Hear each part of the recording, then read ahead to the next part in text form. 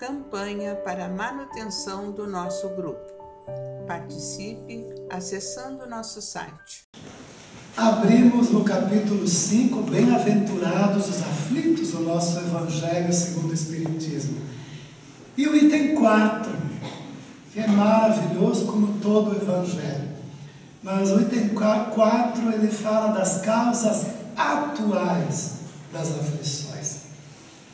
Então, Allan Kardec, o texto é dele, vai dizer o seguinte: as contrariedades da vida possuem duas origens bem diferentes. Umas têm sua causa na vida presente, outras em vidas passadas. Quando procuramos as origens dos males terrenos, vamos encontrar em nós mesmos a responsabilidade pela maioria deles. Quantos homens caem por seus próprios erros? Quantos são vítimas do seu próprio desleixo, imprevidência, orgulho e ambição? Quantas pessoas se arruinam por falta de ordem, de perseverança, pelo mau proceder ou por não terem limitado seus desejos? Quantas uniões infelizes, fruto do interesse ou da vaidade, nos quais o sentimento verdadeiro não teve importância alguma? Quantos desentendimentos e disputas desastrosas poderiam ser evitados com um pouco mais de calma e com menos melindres? Quantas enfermidades resultam da falta de moderação e dos excessos de toda ordem? Quantos pais tornam-se infelizes por causa de seus filhos, por não terem combatido suas más tendências desde a infância? Por indiferença e comodismo, deixam crescer neles o orgulho, o egoísmo e a tola vaidade que ressecam o coração. Mais tarde, ao colherem o que semearam, ficam espantados e aflitos com a falta de respeito e a ingratidão dos filhos. Na maioria das vezes, todos os males que fazem o homem sofrer pelo coração têm sua origem no seu próprio mau proceder. Ao examinar sua consciência, talvez ele possa dizer: se eu tivesse feito ou deixado de fazer tal coisa, não estaria agora nessa situação. O homem, normalmente, é o autor dos seus próprios infortúnios, mas, em vez de reconhecer isso, acha mais fácil e menos humilhante para a sua vaidade colocar a culpa na sorte, na providência, na chance desfavorável ou na sua má estrela, quando, na verdade, a má estrela é sua própria negligência. Os males dessa natureza constituem seguramente a grande maioria das contrariedades da vida, e o homem os evitará quando trabalhar para o seu aperfeiçoamento moral e intelectual. Esse texto a gente quis ler todo porque ele é maravilhoso e ele fala para todos nós em cada parágrafo. Então, em vez de reconhecer que somos os responsáveis, achamos menos humilhante para a nossa vaidade colocar a culpa na sorte. Transferência de responsabilidade. Eu lembro de um livro muito interessante da Anna Freud, filha do Freud, onde ela vai tratar exatamente esse tema, a transferência de responsabilidade. Nós não assumimos, o outro é o responsável pela minha desdita. O outro é responsável por eu não ser feliz. Ah, porque a minha mulher me tornou infeliz. Ah, porque o meu marido me torna infeliz. Ah, porque os meus filhos infernizam a minha vida. Ah, porque o governo fez isso, fez aquilo, agora eu estou sem dinheiro. Ah, porque isso, porque aquilo. Mas a gente não faz aquela viagem para dentro de si mesmo, para ver, né, que somos os artífices do nosso destino. E o espírita, nós espíritas temos sempre, né, aquele pensamento, quando a gente não transfere a culpa, a gente transfere para o passado. Não, eu estou passando por isso, estou sofrendo aquilo, em vista, eu devo ter sido isso, aquilo no meu passado. E a gente esquece de analisar as coisas de agora. Como nós estamos sendo, como nós estamos agindo, como nós estamos pensando agora. Então, como nós estamos agindo, pensando no hoje. Vamos imaginar assim, não é? Eu estou com efizema. E agora? Por que ninguém na família teve efizema pulmonar? Ninguém. Ninguém teve câncer de pulmão, eu tenho. Fumei, fumo. Mas, e aí, qual é a responsabilidade? Hoje, todo fumante sabe, tem consciência, né? A ciência já nos alertou a respeito que o cigarro faz mal. Dá câncer de pulmão, de garganta, dá problemas no sangue, tantas outras coisas mais. E eu insisto em continuar fumando. Aí, qual que é a causa? É no passado? É um passado difícil que eu tive? Eu sei que comer muito sal levanta a pressão sanguínea, faz mal, retém líquidos do corpo. E eu insisto, porque eu adoro uma comida salgada, não é? Adoro, eu insisto. Então, quando eu vou ter um problema mais sério de saúde, qual que é a causa? São coisinhas simples, nós não precisamos pegar coisas complexas. Olha hoje o suicídio nos jovens. Os jovens se suicidam por coisas, não é? Que parecem, não são, para eles não são, mas parecem tolas. Uma mocinha se suicida porque o mocinho que ela queria não dá bola para ela, gosta da amiga e ela se suicida. Ela vê nisso, não consegue encontrar forças para sobreviver. Aí a gente vai analisar, ver como é que é o lar dessa família, né? E aí é o lar como muitas famílias hoje, né? O pai, a mãe, os filhos estão sentados na mesa, cada um com o seu aparelho de celular, cada um tic ali, né? E nem estão olhando para a cara do outro, nem estão olhando para a comida, nem olham para aquela comida que estão ingerindo. Estão olhando para o celular, vendo o que os outros estão postando, né? Vendo sempre o que está acontecendo no Instagram, e Face e outras coisas. E isso se torna um problema. As pessoas não dialogam. Então os pais não sentem o que os filhos estão sentindo, eles não percebem. E é uma coisa interessante a vida aqui, a nossa infância. Nos dizem os Espíritos, né? Está no livro dos Espíritos, a infância na Terra é longa, exatamente, não é?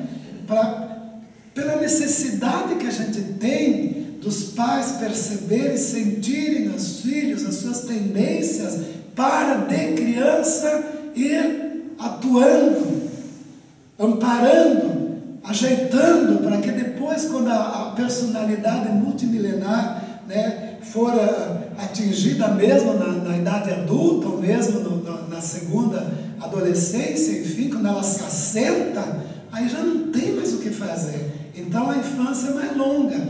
Mas aí os pais nem percebem, porque hoje as crianças estão todas já com o celular. Mais ou menos uns 6 meses eu estava com rinite e eu procurei para o médico na clínica. E aí, casualmente, o médico especialista que ia me atender estava junto com o médico de crianças. E aí tinham várias mães, todas com crianças pequenininhas, que a maioria nem falava. Todas elas eram 5 mães com 5 crianças, as mães no celular e as crianças brincando no seu próprio telefone celular. Isso me chamou a atenção. E nenhuma mãe com a criança no colo. Todas as crianças que não deviam estar bem, porque estavam numa clínica, para serem medicadas, estavam, não é? Em pezinho, com o celular em cima da cadeira, e ali elas brincando, vendo, não é? Até procurei olhar o que era, coisinhas da Peppa e outras coisinhas infantis, enfim. Então, é assim, como é que isso funciona? Vamos mudar a tecnologia? Não, né? A ciência está aí e vai continuar, ninguém para a ciência. Mas a gente tem que ver de que forma nós vamos usar o que a tecnologia nos apresenta para a gente poder viver melhor. Então cria-se um vazio. Aí uma mãe, não é, que incorpora literalmente 9 meses um espírito, quando depois dá à luz, se distancia dele. Porque é normal uma mãe nesses 9 meses ter uma conexão muito forte com esse espírito reencarnante. Então a gente diz, né, ou dizia-se, que um filho não engana uma mãe, porque ela sente o que o filho está sentindo. Mas hoje a mãe já está distanciada, ela está distraída, né, da sua ocupação maternal. O pai também, por favor, né, o pai também. Aí os filhos criam os seus problemas, os seus fantasmas, os seus atritos, são muito jovens, e aí por uma bobagem qualquer, eles não têm com quem desabafar e acabam se suicidando. Eu estava vendo numa investigação Discovery um caso nos Estados Unidos, muito recente, não é, de jovens numa universidade na Califórnia, só pessoas muito ricas, muito bem postadas de vida, um lugar muito bom, nada contra, ótimo, num colégio muito bom, maravilhoso, onde se aprende, se ensina coisas boas, enfim. E os adolescentes fizeram uma festinha, beberam muito, a maioria ficou bêbado, abusaram de uma menina, não é? E alguns jovens muito malandros tiraram a roupa dela, desenharam bobagens no corpo dela, tiraram fotografias e depois postaram na internet. Então a menina se sentiu completamente desmoralizada. Não havia diálogo entre ela e os pais. Então os pais não perceberam que a filha estava entrando em crise, numa crise existencial muito profunda, e ela se suicidou por causa disso. Depois foi feitas investigações policiais, se descobriu, enfim. E é ali que os pais foram se dar conta, começaram a procurar o computador, o celular da menina para ver o que estava acontecendo. Quer dizer, eles não haviam percebido o que estava ocorrendo. Não havia. Mas como, né, Deus é maravilhoso e nessas tragédias sempre acaba saindo bem, esses pais criaram uma fundação. E hoje eles viajam os Estados Unidos todos, alertando os pais para que percebam o que está acontecendo com os filhos, para que fiquem mais ligados, investiguem o que os filhos estão vendo na internet, na mídia, enfim, o que está acontecendo, que eles sejam pais mais próximos dos seus filhos, não é? Criar uma fundação como o nome da sua filha. Então, tudo isso acontece e a gente não se dá conta. A gente entende, né, mais fácil, hoje todos trabalham para poder sustentar um lar, a mãe, o pai, enfim, então o filho às vezes, né, dá trabalho cuidar de filho, né, das vós que digam, né, quando os pais empurram os netos para que os avós cuidem para eles irem trabalhar. Então, é simples, dá um celular, bota na frente de uma televisão, esquece, vai fazer as tuas coisas, o filho está lá distraído. Mas não é o correto. A própria mídia, o que a gente posta na mídia? Alguém posta um momento difícil, de desespero?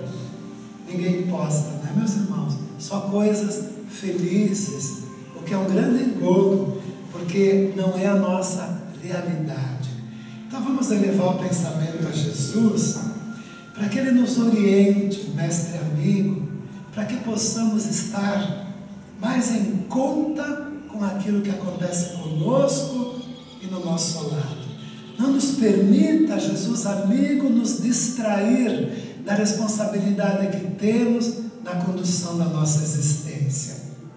Ajuda-nos para que possamos utilizar do que o mundo coloca nas nossas mãos, porque afinal das contas, isso também é evolução, mas que possamos fazê-lo com ética, com moral, para que haja um real aproveitamento, para que possamos unir ciência e moral, espiritualidade nos nossos corações, nos nossos lares, na nossa vida. Muito obrigado, Senhor. Seja feita sempre a Tua vontade. Assim seja. Vibrações coletivas. Irmãos, vamos unir nossas almas confiantes para dedicar nosso pensamento e sentimentos fraternos para quem precisa, quem está carente de saúde e de paz. Convidamos todos os irmãos a manterem seus corações e pensamentos vibrando nas preces que faremos a Deus em favor daqueles a quem endereçarmos nossas vibrações.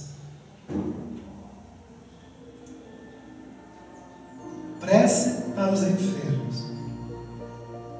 Nesse momento, abrimos uma corrente de vibrações em benefício de nossos irmãos enfermos que se encontram em nossas casas, hospitais, casas de caridade e demais locais onde se acham passando por dolorosas provações. Senhor, pedimos alívio para esses irmãos, que o Teu infinito amor permita que os divinos mensageiros possam deles se aproximar, suavizando-lhes o sofrimento.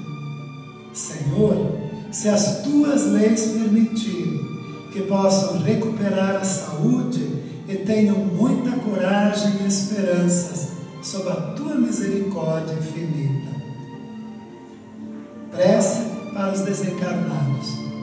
Pai, lembramos com muito carinho dos nossos irmãos desencarnados, pedindo Tuas bênçãos a estes irmãos queridos, que possam despertar para a realidade espiritual sob a luz da verdade e de Teu sublime amor, que se esclareçam, se libertem de todas as perturbações, reanimem-se e progridam, envolvidos na força da Tua amorosa proteção. Prece para os lares. Pai, precisamos que o Teu amor ilumine os nossos lares, afastando as trevas da incompreensão, dos vícios, do sofrimento, das perturbações espirituais. Ajuda-nos, Pai, a compreender que somos todos Teus filhos, formando uma família com quem temos a necessidade de aprender a amar, auxiliando-nos uns aos outros. Que em nossos lares reine a harmonia e a paz sob as Tuas bênçãos divinas. Prece para a paz no mundo. Em Ti, Senhor, está a força suprema do bem e da paz que governa o universo. Abençoa os dirigentes de todas as nações, especialmente as do nosso país, que saibam governar bem sob a Tua proteção, no sentido da ordem e da fraternidade universal. Graças, Senhor, por esses momentos felizes e pela assistência amorosa dos bons espíritos. Abençoa-nos, seja feita a Tua vontade. Despede-nos na Tua paz. Que assim seja. Campanha para a manutenção do nosso grupo. Participe acessando nosso site